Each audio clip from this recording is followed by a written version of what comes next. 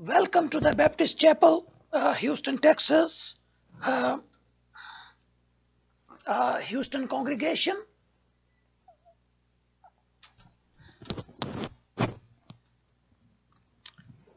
Thank you so much for your time.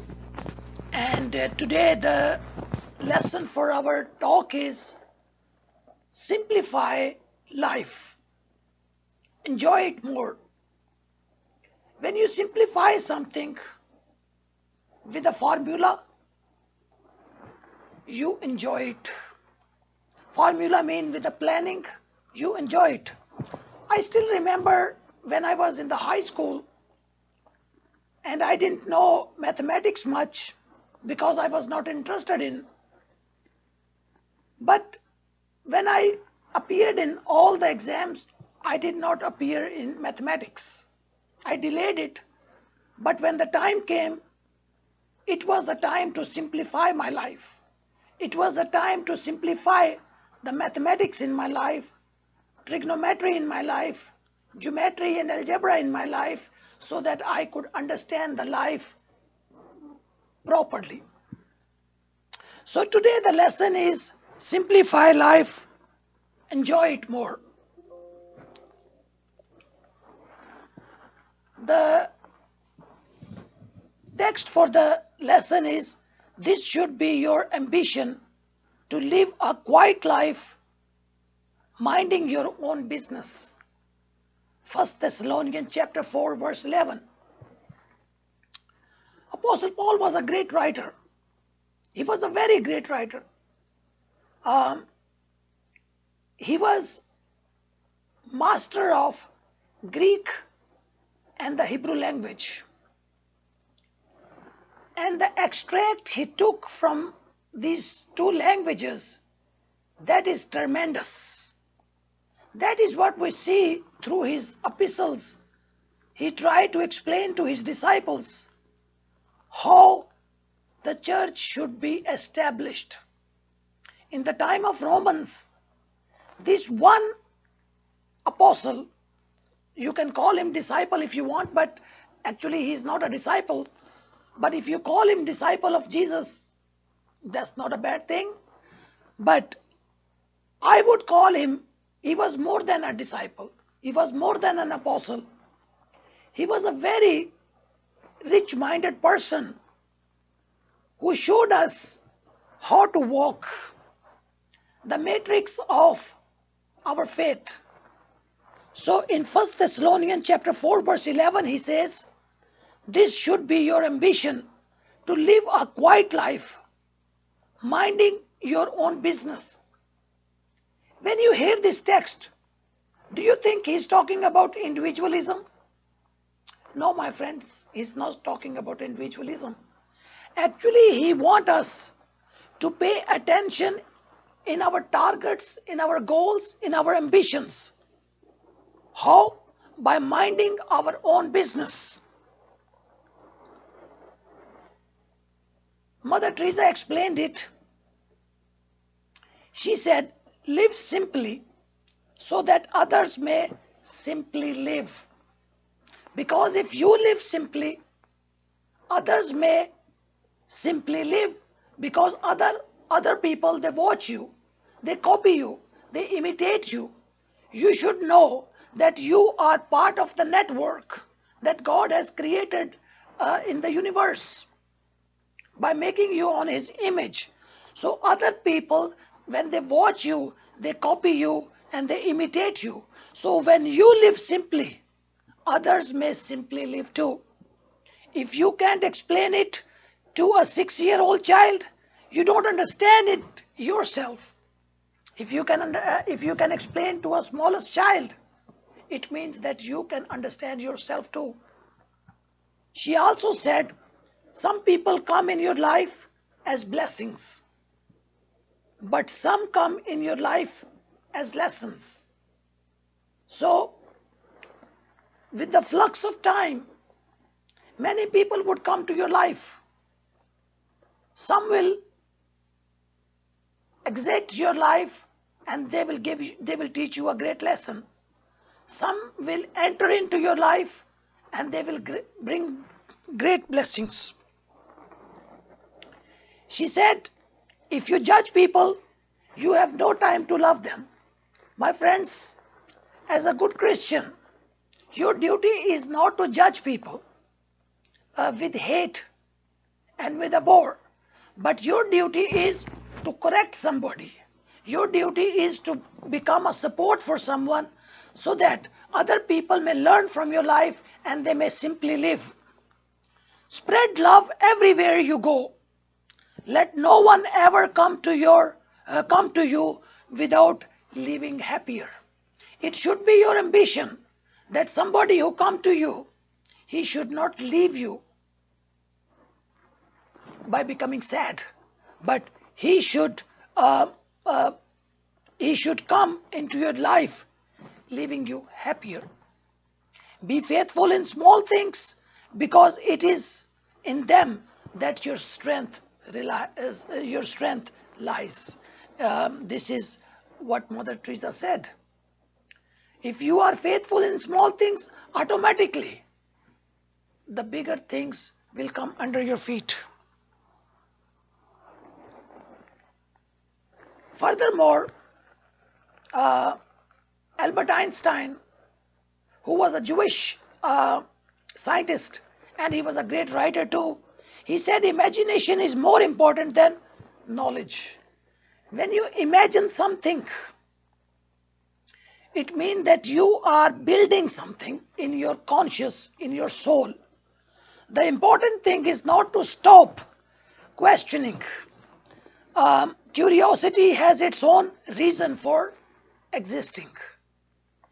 As a human being, you would see this morning when I went through the trash in the dumpster, I saw a big man who was mowing the grass on a very big mower. The mower was making a lot of noise. I saw a small child who was about 6 years old.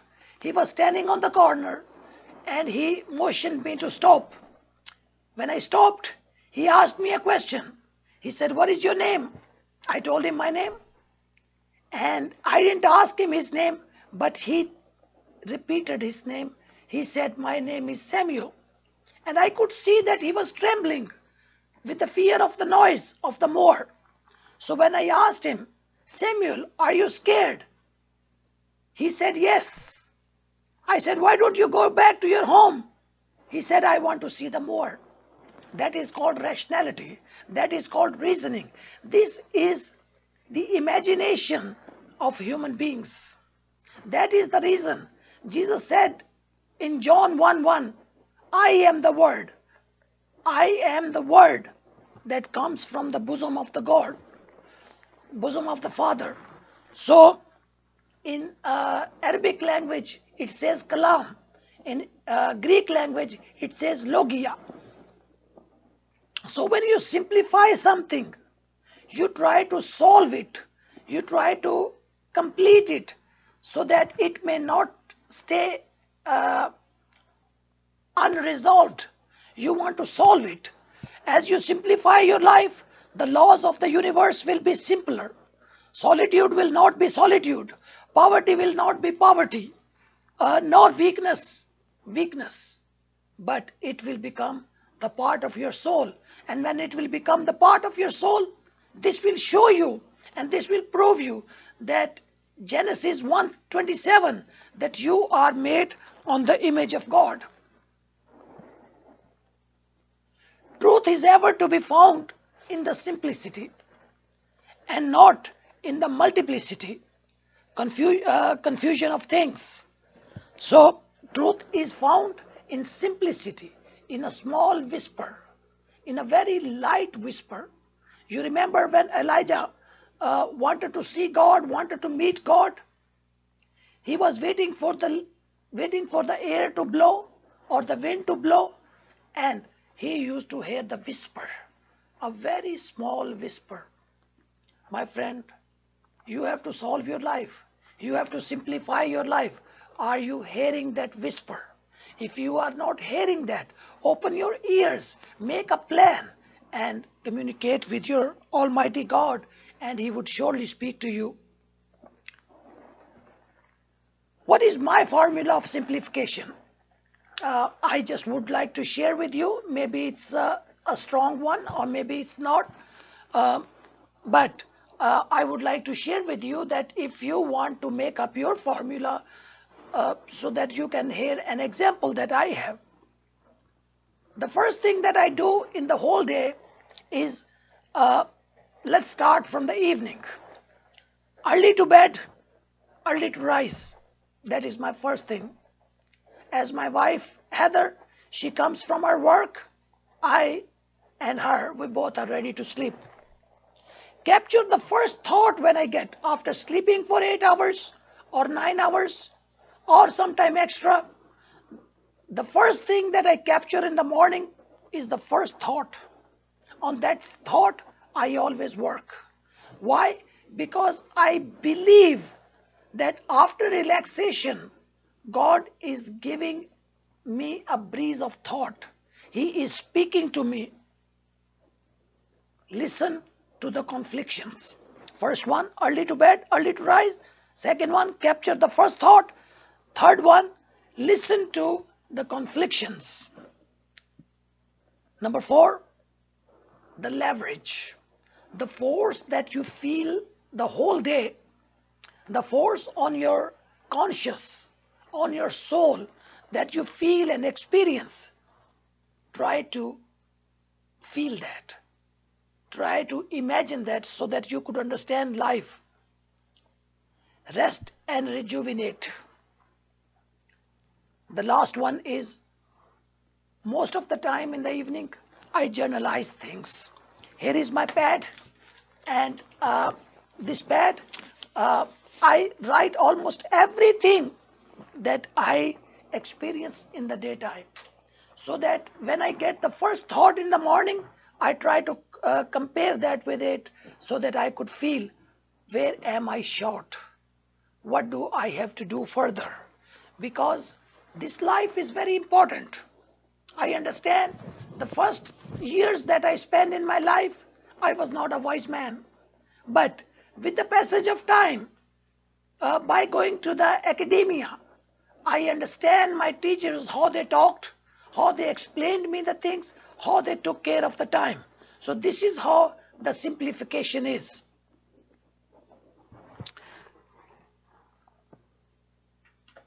Bruce and Stan, they explain in the book, that book I try to follow. They are explaining, our problem isn't that we need more. What we need is better. Do you have things you no longer use or wear because they no longer add value to your life? Get rid of them. Give them to the poor who don't have any stuff. The first thing that Bruce and Stan, they shared is, if you clutter up your life, if you have extra, like if you have 10 shirts and they are hanging in the closet and you need only 5 because at a time you just wear 1, give 5 to those who do not have. God will surely provide you when you will run short of them. Do you have not time and you are overloaded those activities which are consuming your time for nothing? Learn how to say no. Learn to prioritize yourself. Prioritize so that you could put priorities of your life. The most important, the important, and then don't. The reason our lives are so complicated is that we are too self-centered, and we do not forget simplicity means moving from total absorption in ourselves to being centered in. This is Bruce and Stan, they explained. They explained that we should not become self-centered, but we can become centered in, but we should not become self-centered. We should try to help each other, help friends, neighbors, brothers and sisters. Why? Because this is the network God has made so that we could support each other. Make a list of important things in your life. How can you make that? Let's say we have 7 things or 6 things or 8 things or 5 things, whatever you have. Plan before the start of the day. Planning is must.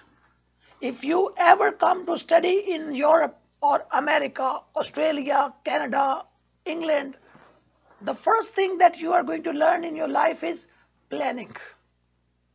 Planning is the must, the first key. The second key is evaluate your commitments. Third one, evaluate your time. Fourth one, simplify work tasks. Fifth one, simplify home tasks. Sixth one, learn to say no. If you have to say no to somebody, learn it. Because we live in such a culture that most of the time when we cannot say no, we try to walk little bit rough steps with that person and waste our time and waste his time. Sometimes we walk extra and our work is undone. So it is better to say no and tell that person so that he could finish his work. But if you can help, that's wonderful. Limit your communications. Limit your media consumption. So these are the keys. These are the keys to make your things important so that you could finish them, so that you could plan them. But when you live with faith, how would you prioritize your keys, your steps as faith? First thing, pray. Pray and put everything before God so that He could simplify your life. Second, simplify. Put things front of you. Give priority to them. Most important, and further. Things that you don't need and you have extra, if you would like to donate to someone, you should do that. Otherwise, just sell it and however you would like to use your money. Or give it to someone you like to give. Pray for your work and work faithfully because He always watches you. It's true that if you are away from the eyes of your employee, but God Almighty, He watches you. Ask God to help you. Share your thoughts, your ideas with people and get their ideas and thoughts so that you could learn. So, if you would like to make a checklist of your simplification, the first thing, slow down.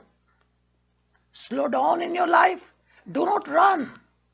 Use the time peacefully and take it as blessing. Declutter.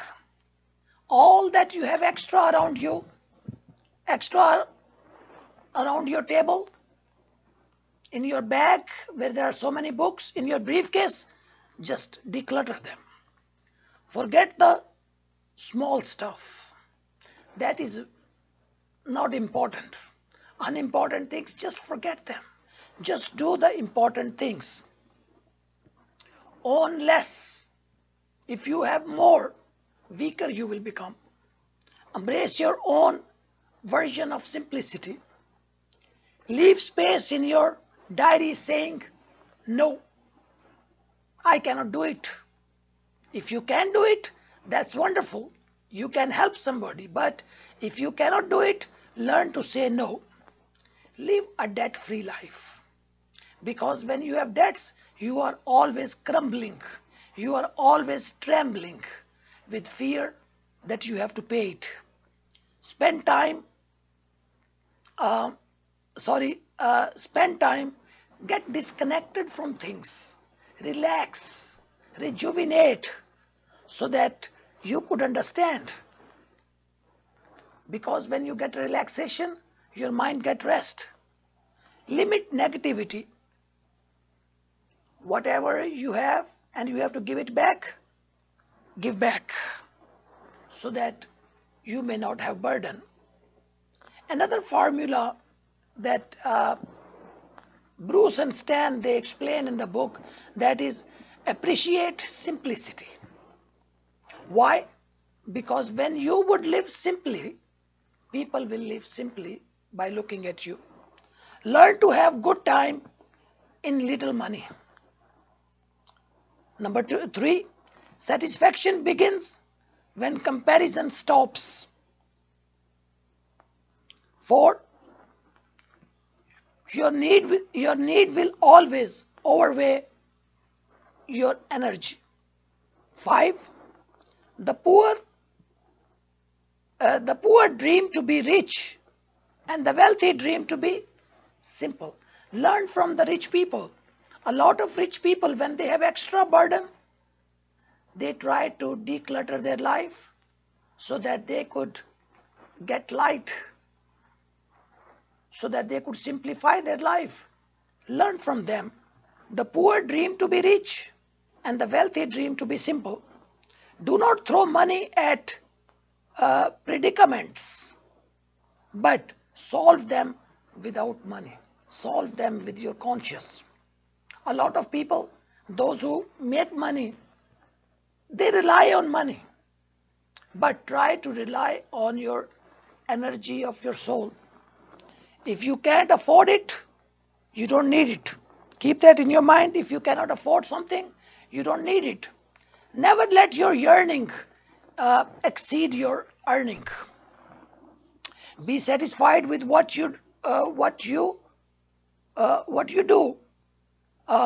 Have as with what you have. Your wealth is measured by the fewness of your wants. Never buy something for the purpose of impressing others.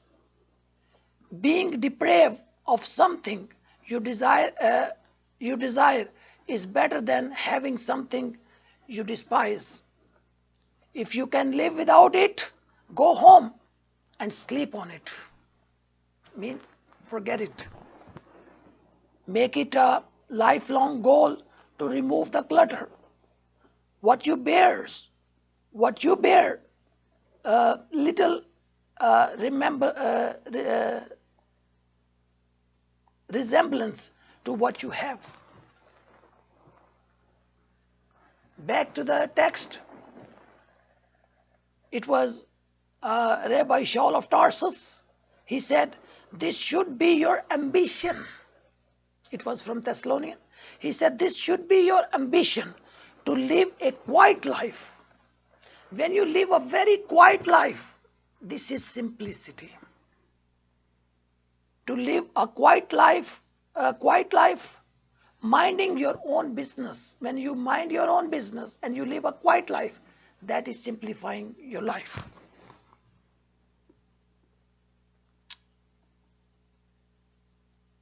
Peace Pilgrim is a program that is in America. One lady, she gave me a small slip. On the slip it was written, unnecessary possessions are unnecessary burdens. If you have them, you have to take care of them. There is great freedom in simplicity of living.